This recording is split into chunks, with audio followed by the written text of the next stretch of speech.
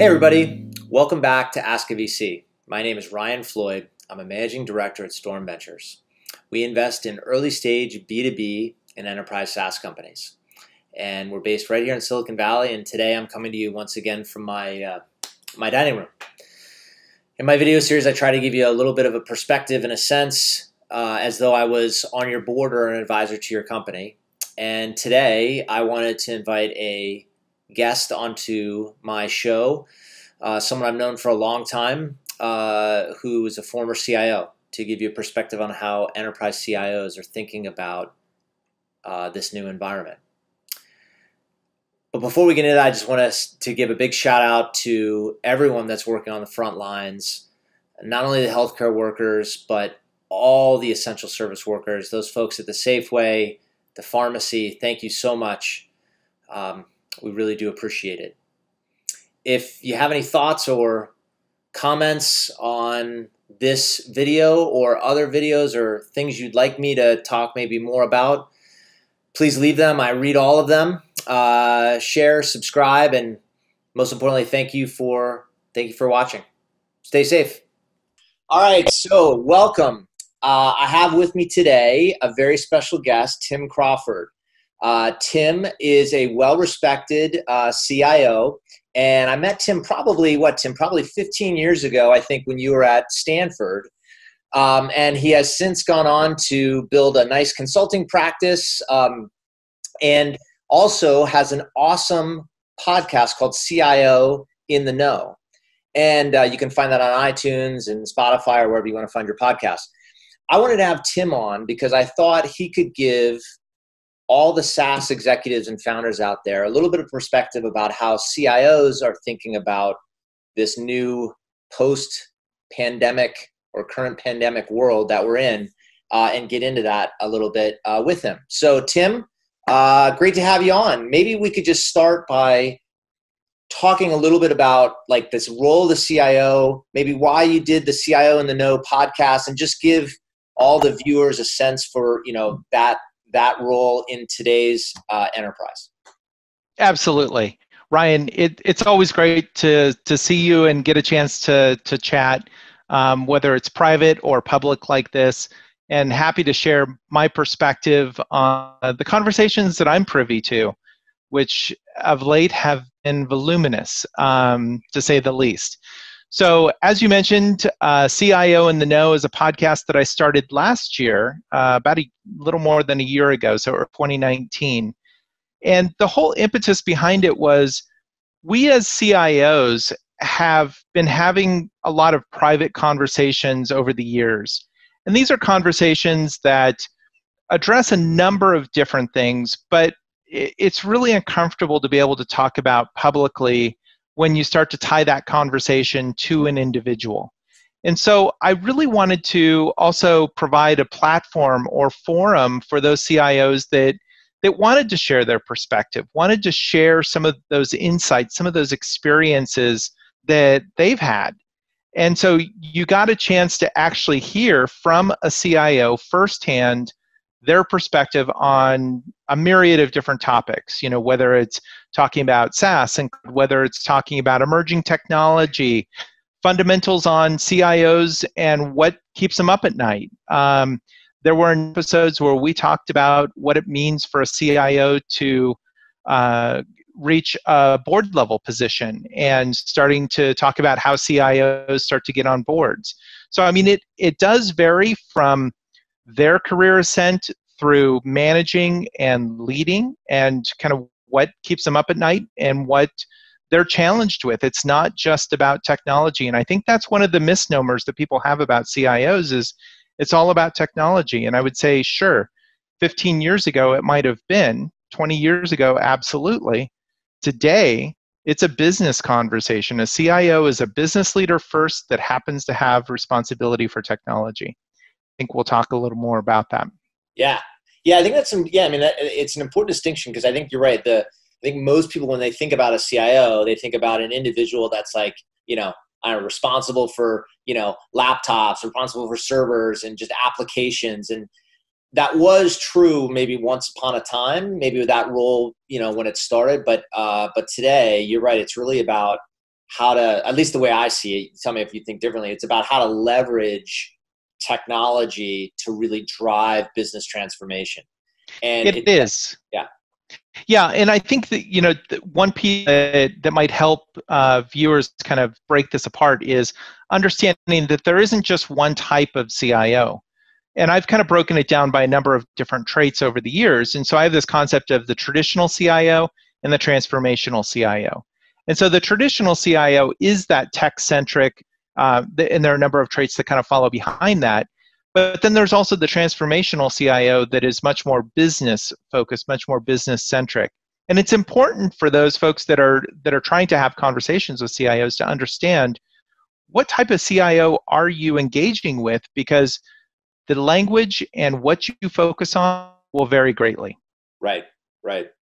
And I should tell everybody too, it's Chief Information Officer, because I know in the finance world, there's sometimes CIOs or Chief Investment Officers, but we are talking about CIOs in the enterprise world. That's right. So, yeah, so that's great, setting the stage. So I guess before we get into it, I don't know about you, but I'm still trying to get my head around all that has changed in the last just couple of months, although it seems like it's been much longer. Here I am in my dining room. This is my new office. Adjusting to life at home, and I consider myself incredibly fortunate that I can work from home and conduct most of my business as I could if I was in the office.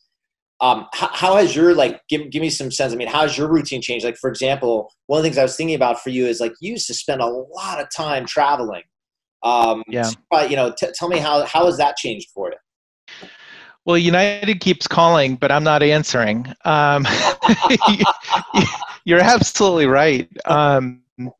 Just to put it in perspective, I'm usually on the road every week somewhere. I live in Los Angeles. We have a beautiful home here in Los Angeles, but that's still be on the road every week. In fact, this year, before I stopped traveling, I was on the road every single week in 2020 before the stay-at-home kicked in. Wow. And my last airplane ride was during a week where I had 3 separate trips, just to put it in perspective. 3 different trips, so out and back, out and back, out and back. Yeah, it's changed in terms of being able to come up and, for example, meet with you or see other folks or travel around the world, do different events and different meetings. That's definitely changed. But I would say that one thing that has made it better for me is now I can be in what would have been an event in San Francisco, and then 2 hours later be in Austin for another event. So case in point, this week alone, we had the IBM Think Conference and what would have been the Dell Technologies World Conference. I was able to actually attend both of those, which would have been in 2 different cities, and I would have had to choose where I was or curtail one meeting, a little bit to be able to travel and go to the next. So it has opened up new possibilities.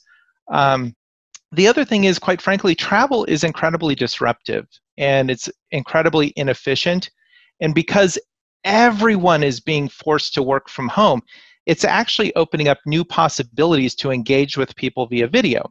And so because of that, I can be on the phone in the morning with someone from India and then be on a video call with someone from India, and then a couple hours later be on a video call with someone from Australia, and then go to the East Coast and then be back on the West Coast, and do that all within a 6-hour period.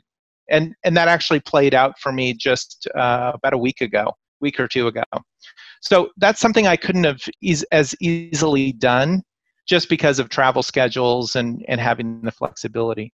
So I'm really trying to embrace the change, and at the same time, I have to add a little bit of humor in here because I'm an IT person and now have 2 teenage kids who are doing video conferencing for school all day. And I have a wife who's an executive with a firm, and she's on video all day. Guess who becomes IT support? So, in fact, I was on a call Well, just you're really recently. not qualified for that. So I was on a call recently, and I'll make this quick. My daughter came in and she said, "I can't get on the network, and I only have 2 minutes before my next class." And so I'm like, "I got to call you back." And so I had to go play IT support and get back. So That's you awesome. never know what you have to do. Yeah, no, that's awesome. It's good. You learn a lot of stuff. Well, yeah, I've been thinking about you because the travel, I just know, I mean, you're a road warrior. You are on the, like, as you said, you're on the road all the time. Obviously that's impossible now. And I think you're right. It's interesting. There's been this kind of level set that's happened because obviously all the things you're talking about, you could have done it pre-COVID. Yep. But because everyone is at home, it's introducing all these kind of new ways of doing things that, I think from a pure networking standpoint, it's not nearly as efficient. I mean, I'll speak for me personally. I'm really struggling staying connected with as many people as I typically am, just because I'm not seeing people out and in gatherings, and it's not as easy to connect. But in many ways, there's a lot of efficiency at the same time to meetings, and I really don't have an excuse to be late to meetings anymore. Not that I ever did, but there's not like there's commute or like I'm stuck in traffic, right? Or, none of those typical. Your flight was late or something, right? Flight was delayed. Yeah. Yeah. You got a 2-second commute. But I think to that point, Ryan, it's also what you make of it too. So for me, I could say the same thing. In the past, pre-COVID, someone said that now we can talk about BC and AD with different terms. BC is before COVID, AD is after disease. So take your pick, Okay. BC or AD. All right. But before the virus crisis, and I look at it in terms of virus crisis, economic crisis, and social impact. Before the virus crisis, one of the things that I experienced is something similar to you. Unless I could get in front of people, it was really hard to stay connected with them.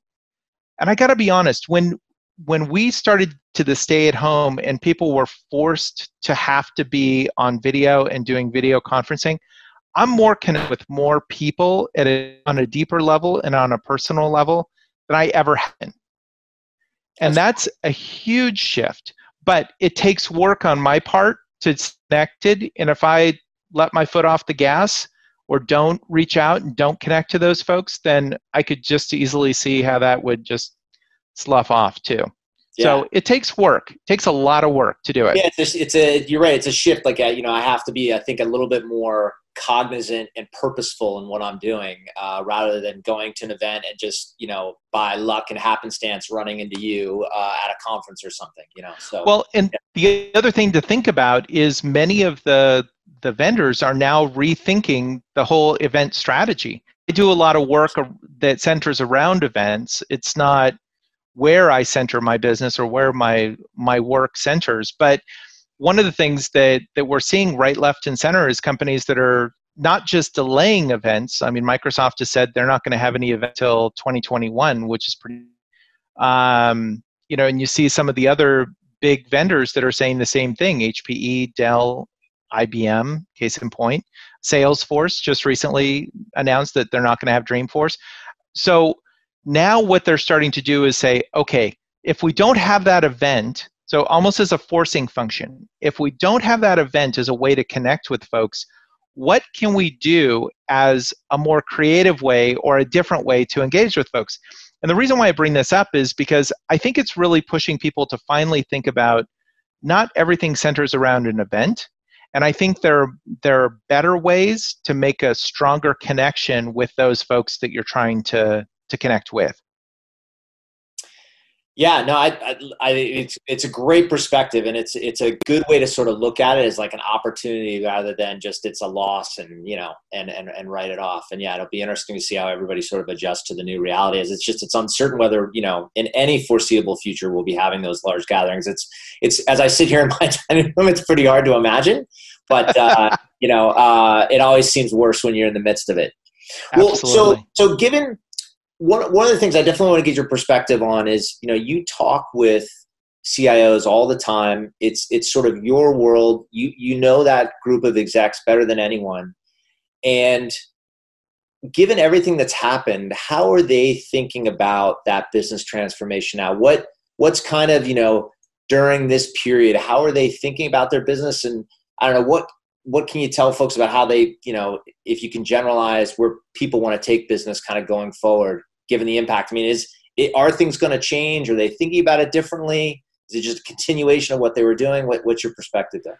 Well, as you can probably imagine, it's all over the map, right? You're seeing folks that are still in that wait and see, and so they're just trying to tread water long enough to think that everything's going to come back auto-magically and be right back to where things were. I think that's probably the most dangerous of the situations to be in. Whereas you get the other extreme of folks that, CIOs specifically, that are thinking about, okay, how do we get people to work from home? Let's make sure that they've got a good webcam, they've got a good computer to use. Let's face it, there are still a lot of folks that are in the enterprise workspace, maybe not today, now that we're a couple months into this, but when this all started and stay-at-home took off, or rather closed us down, CIOs right, left, and center had to get their arms on a boatload of technology in a moment's notice. There were still a phenomenal number of enterprise users that did not have a laptop. And so they had to try and get people functional at home. Once they've gotten past that, the next step is, how do they start to kind of lead from a distance? And for those leaders that are, I would say, in a more mature state with their team, they actually have really succeeded in doing this. They're learning more about the people. They're able to connect with a lot of folks. Similar to my earlier example of going from India to Australia, to the East Coast, to the West Coast, they're doing the same thing. And they're actually able to have more conversations with their team because now everybody is available via video. But once you get past that, you have to think about a couple of things. You're heading out of the virus crisis and you're right into the economic crisis. And the economic crisis is really forcing companies to not just rethink their business from a worker standpoint, from an employee standpoint, like how many people are going to come back to work. If we have the A team and the B team, how exactly is that going to play out? It's not as simple as it sounds. Are you on the A team? Are you on the B team? Right. How are you going to rearrange your real estate? There's a lot that has to be considered as part of this. And so people are rethinking their business. I mean, one of the things that, we've been spending a lot of time thinking through with our portfolio companies is, this theme of how to play offense. I think everyone's inclination when all this happened was to sort of, curl up in the fetal position and, just, sort of put your head in the sand and, fingers crossed it'll get better. But, now I think, the reality is here. Yep. We have to, it's been some very, very difficult, discussions and work that's had to be done. But now the trick is trying to figure out how to play offense so that we can come out the other side of this stronger as a business and use this time that we have to, just make the business stronger, make the product stronger. I just use that as an example. A lot of our companies have really focused inward on the product, given that, trying to accelerate sales today in many situations is challenging for very obvious reasons. In that context, what have you seen CIOs? How are they thinking about trying to play offense and trying to, set themselves up to be stronger when they come out the other side with the business?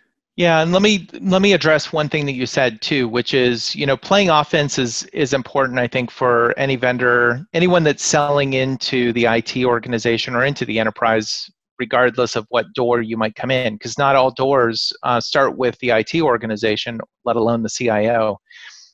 If you're thinking about this just from a sales perspective, I think you're starting off with the wrong perspective. And even more so as we come out of the virus crisis and through the economic crisis, it's going to be less about the transaction and more about the relationship. And so I think it's important for those folks that are listening to this, go focus on the product, put your energy toward the product, but do not forget about your customer and the relationship you have with the customer. They may not be buying right now. Yes. But more so, for me, What I really valued was those folks that were interested in my issues and not just selling the next thing that they had on the boat, or the next Yeah. product that they were coming out with. I Yeah. mean, that's great. I'm not in the business to buy whatever you're selling. So let's be clear about this. But if you flip that around and focus on the relationship with your customer or prospect and say, look, Tim, we know you're in a hard spot right now. What can we do to help? What are the issues? What can we do to help? And that might mean we can introduce you to some people that we know. We don't care if it turns into any transactional value, but we know that's what's in your best interest. So let's focus on that right now.